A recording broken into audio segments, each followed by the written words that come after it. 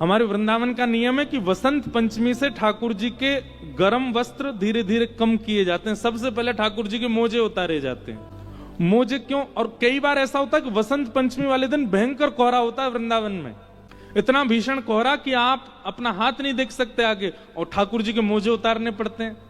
तो एक बार मैंने हमारे ब्रज के एक रसिक थे, उनसे कहा कि ठाकुर जी के मोजे क्यों उतार रहे हैं? इतनी तो ठंड पड़ रही है, बाहर गलन हो रही है, इतनी शीतलता हो रही है, ठाकुर जी के मोजे क्यों उतारते हैं वसंत पंचमी को? कई बार दिन के हिसाब से नियम का पालन नहीं करना चाहिए, वातावरण के हिसाब से भी करना चाहिए। हम सेवा सेवा चिल्लाते हैं सब जगह, ठाकुर जी के सुख का विचार करना चाहिए। बाहर इतना जाड़ो पड़ रहा है, हम ठाकुर जी के मोजा उतार रहे हैं। तो मुस्कुरा के बहुत अच्छी बात बोली, बोले देखो वसंत पंचमी पर मोजा इसलिए उतारे जाते हैं कि जब मोजा उतरेंगे तो ठाकुर जी को ठंड लगेगी, और जब ठाकुर जी को ठंड लगेगी तभी ठाकुर जी ऋतुओं से कहेंगे हाँ भाई जल्दी चलो, अब हमको जाड़ा लग रहा है, अब जल्दी गर्मी लाने प्रारंभ करो। ठाकुर जी को मोजे पहना के रखेंगे तो ठाकुर जी कहेंगे बढ़िया है, क्या हमको सर्दी तो लग नहीं रही, बढ़िया जाड़ा ही रहने दो। इसलिए वसंत पंचमी पे मोजे उतारे जाते हैं ताकि ठाकुर जी ही ऋतुओं को आज्ञा करें कि अब बढ़ो आगे, अब ग्रीष्म आने दो। पहला बात। अब ये तो थी सामाजिक स्तर की बात, सबको बताने वाली बात, पर एक गोपनीय रहस्य भी है, बता दें। हमारे वृंदावन में वसंत पंचमी से होली प्रारंभ हो जाती, कल से रंग प्रारंभ हो जाएगा, 40 दिन तक होली चलेगी वृंदावन में। कल पहला गुलाल लगेगा ठाकुर जी को। अंतरंग बात यह है कि ठाकुर जी वृंदावन में पादुका नहीं पहनते, और प्रतिदिन ठाकुर जी एक एक गोपी के यहां जाते हैं उसकी सेवा को, उसके प्रेम को स्वीकार करने के लिए। तो ठाकुर जी पादुका नहीं पहनते हैं, तो ब्रज की लीला में ब्रज की जितनी भी गोपियां श्री राधा रानी हैं वो ठाकुर जी के चरण चिन्ह देख लेती हैं कि आज ठाकुर जी कहां गए, और पीछे पीछे चरण चिन्हों के पीछे पीछे चलते चलते उस गोपी के यहां पहुंच जाते हैं जिसके यहां ठाकुर जी बैठे होते हैं। और वहां जाकर के सब सखियां खड़ी हो जाती, अच्छा तो आज यहां पे आनंद हो रहा है। फिर ठाकुर जी बड़े संकोच में आ जाते हैं। लेकिन जैसे ही सर्दी आती है ना, सर्दी में ठाकुर जी पहन लेते हैं मोजा। अब मोजा पहनते ही ठाकुर जी के चरण चिन्ह नहीं दिखते, सब गोपियां ढूंढती रह जाती हैं, ठाकुर जी मिलते ही नहीं है, कहां चले गए। तो जैसे ही होली आती है तो किशोरी जी चरण से मोजा उतरवाती हैं, बोले अब तो होली आ गई, अभी तक तो जाड़ा था उसका बहाना था, पर अब होली पे तो ये विशेष कृपा करेंगे गोपियों पर, ग्वालों पर, सखियों पर, इनके मोजा उतारो, कल से ये कहां कहां जाएंगे हमको सब खबर होनी चाहिए, और वहां जाके क्या पा रहे हैं, क्या कर रहे हैं, कैसे नाच रहे हैं। इसलिए किशोरी जी हट बट के ठाकुर जी के मोजा उतरवाती हैं ताकि इनके चरण चिन्ह हमको दिख सके ये कहां गए हैं। ये हमारे निवृत्त निकुंज की लीला है।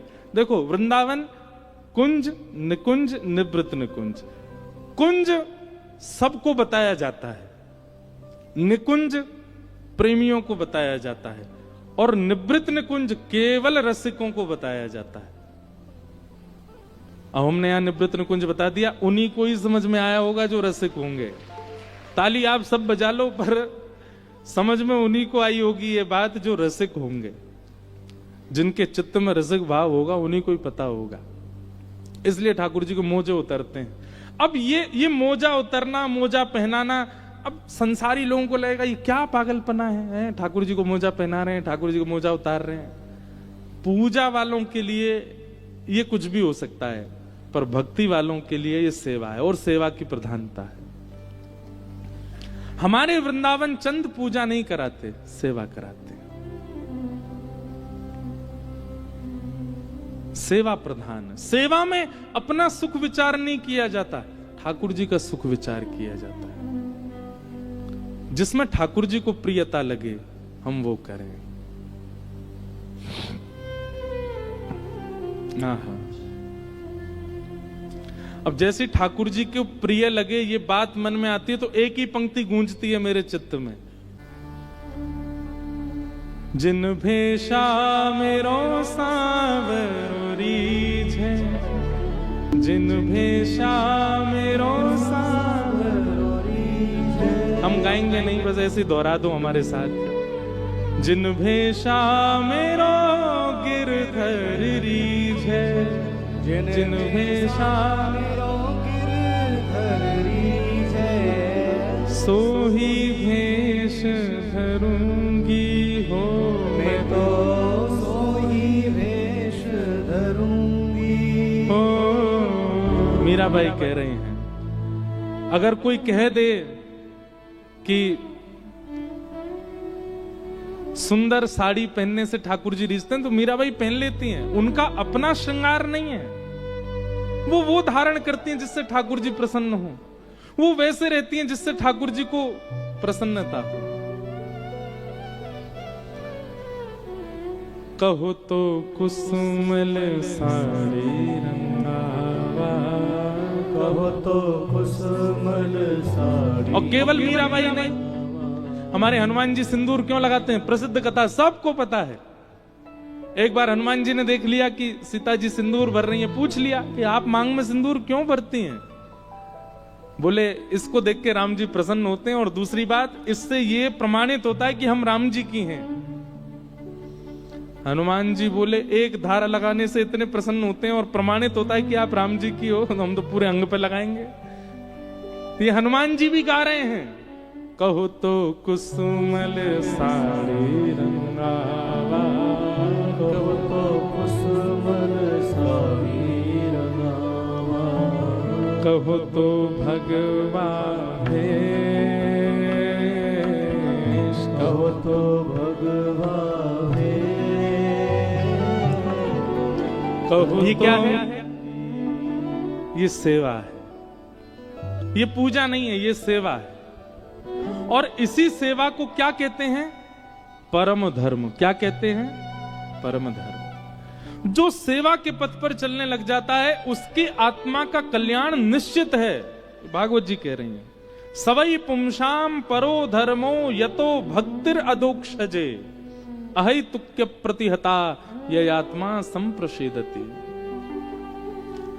देह का अभिमान हम जितना ज्यादा करेंगे उतने ज्यादा संसार में गिरते जाएंगे, और जितने देहाभिमान शून्य होकर के देह ठाकुर जी के तरह से रहे, ठाकुर जी को जैसे प्रिय लगे वैसे रहे, ठाकुर जी को जैसा हम ठाकुर जी के लगे ऐसा देह को रखना, ऐसा प्रसाद पाना, ऐसे ही सोना, ऐसे ही रहना, वही आत्मकल्याण कहलाता है, वो परम धर्म कहलाता है। इस प्रकार सूत जी महाराज परम धर्म का वर्णन करते हैं। आगे भागवत जी में भगवान के 24 अवतारों का वर्णन किया गया। उसके बाद भागवत जी की रचना कैसे हुई इस विषय को बताया गया। भागवत जी की रचना क्यों हुई, ध्यानपूर्वक सुनिएगा।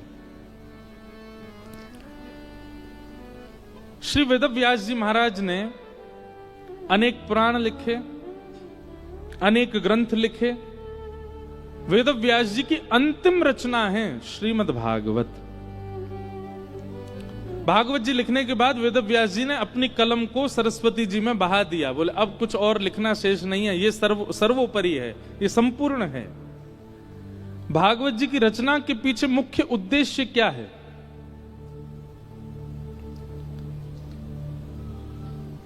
चार पुरुषार्थ हैं बंधुओं, जिन चारों में हम पूरे दिन लगे रहते हैं।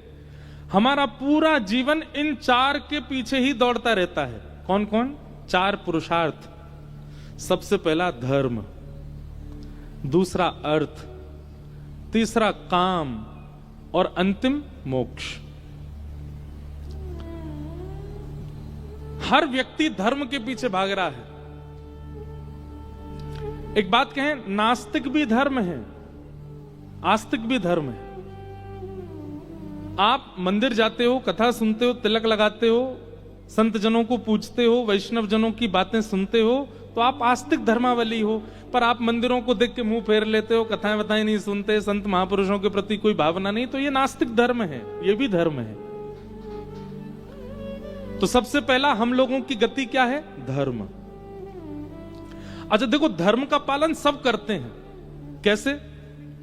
भाई सुबह उठ करके कितना भी अधार्मिक व्यक्ति क्यों ना, उसके मन में भी भावना ये आती है कि अब थोड़ा सा मैं ठीक हो जाऊं, थोड़े बाल वाल ठीक कर लूं, थोड़ा नहा धो लूं, अपना मुख पोंछ लूं, थोड़ी परफ्यूम वगैरह ही लगा लूं, थोड़ा कपड़े अच्छे पहनूं। यह भी तो एक धर्म है। शुद्धता का भले ही तनिक भाव है, पर यह भी तो धर्म कहलाता है। हम कह रहे हैं आप नहाते नहीं हो, आप अच्छे कपड़े भी नहीं पहनते हो, आप शौच क्रिया के लिए जाते हो, वह भी तो धर्म है। ये सब धर्म, आप धर्म से कहां तक बचोगे? तो धर्म के अधीन पूरा विश्व है, सब धर्म का पालन करते हैं। कोई शास्त्रीय धर्मों का पालन करते हैं और कोई अशास्त्रीय केवल जीवन धर्म का पालन करते हैं। धर्म का पालन सब करते हैं। अगर इस बात से देखा जाए तो संसार में कोई नास्तिक नहीं है, सब धर्मावली है। धर्म पहला, जैसे मकड़ी जाला होता है ना, ऐसे ही हम मानव भी इन 4 जालों में ही रहते हैं, धर्म अर्थ काम मोक्ष। सबसे पहला धर्म, दूसरा अर्थ। किसी का काम नहीं चलता अर्थ के बिना, सबको चाहिए। चाहे कोई कितना भी बड़ा सन्यासी बन जाए, विरक्त बन जाए, कोई कितना भी बड़ा त्यागी महात्मा बन जाए, पैसा नहीं छूते, चिमटा रखते हैं, उससे उठा के जेब में धर लेते हैं। हाथ से नहीं छूना चाहिए।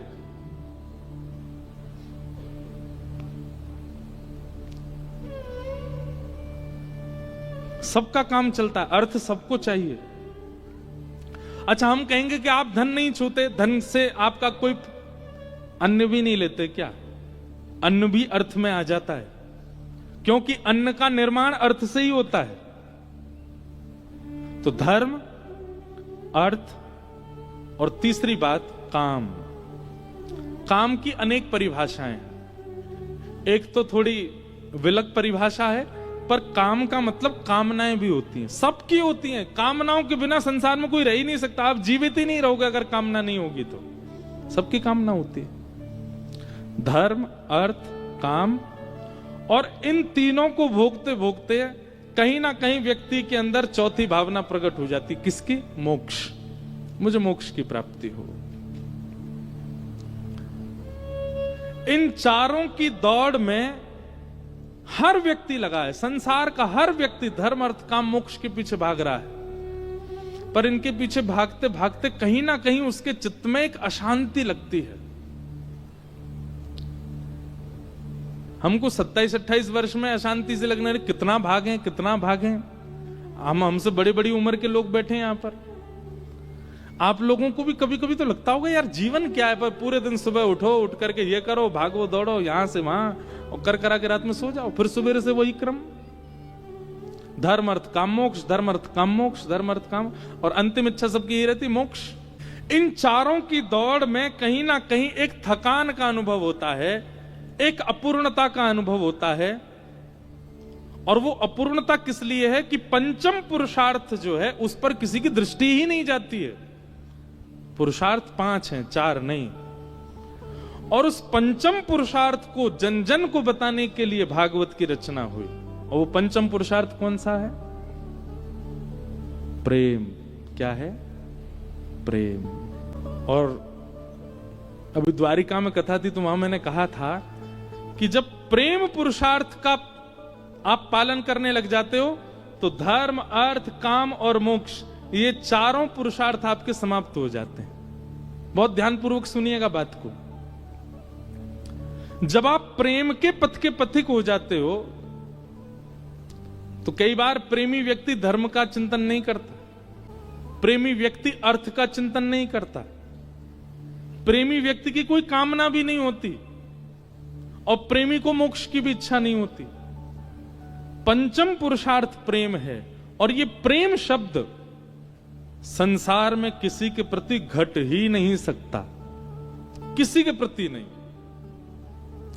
प्रेम के मुख्य अधिकारी केवल श्यामा श्याम, केवल ठाकुर जी हैं। उन्हीं से ही हो सकता है और किसी से नहीं हो सकता। आप कहते हो आप अपनी पत्नी से बहुत प्रेम करते हैं, पत्नी कहे हम अपने पति से बहुत प्रेम करते हैं। ब्याह होने के कुछ दिन पहले तक ही प्रेम बढ़िया लगता है,